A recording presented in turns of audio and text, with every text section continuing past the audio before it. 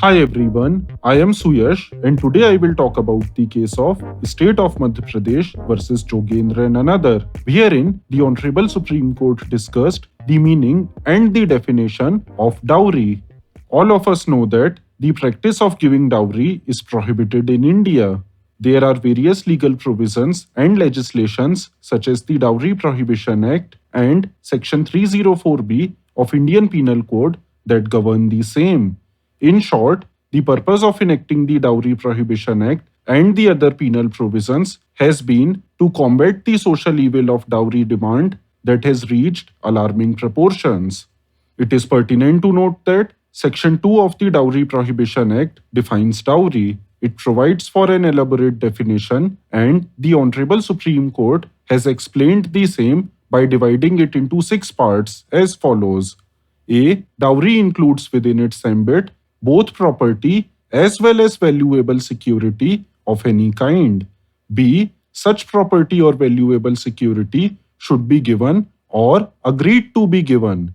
C. Such giving or agreeing to give can be 1. By one party to a marriage to the other, 2. By the parents of either party, and 3. By any other person to either party to the marriage or to any other person.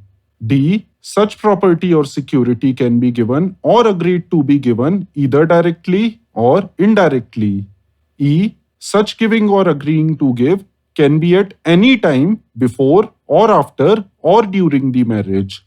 And F. Such giving or receiving must be in connection with the marriage of the parties. Thus, we see that a definition of wide amplitude has been given to dowry. It can involve any person and any property depending upon the facts and circumstances of the case.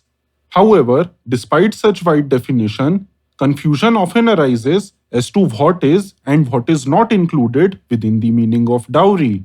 According to the court, in case of an ambiguity in the language used in the definition of dowry, an interpretation in favor of an assigning an expansive meaning to the expression dowry ought to be preferred.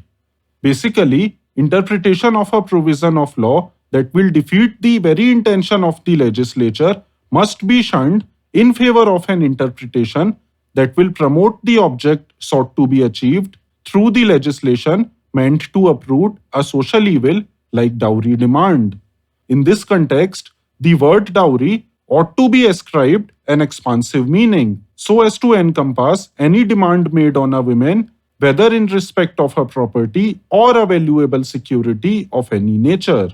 It was also held by the court that any money or property or valuable security demanded by any of the persons mentioned in Section 2 of the Dowry Prohibition Act at or before or at any time after the marriage, which is reasonably connected to the death of a married woman, would necessarily be in connection with or in relation to the marriage unless the facts of a given case clearly and unequivocally point otherwise.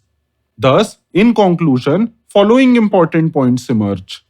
A. Dowry is giving or agreeing to give, directly or indirectly, any property or valuable security by or to either parties to the marriage or parents of either parties or any other person.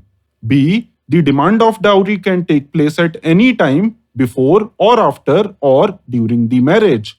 C. In case of an ambiguity in the language used in the definition of dowry, an interpretation that provides expansive meaning to such definition should be preferred.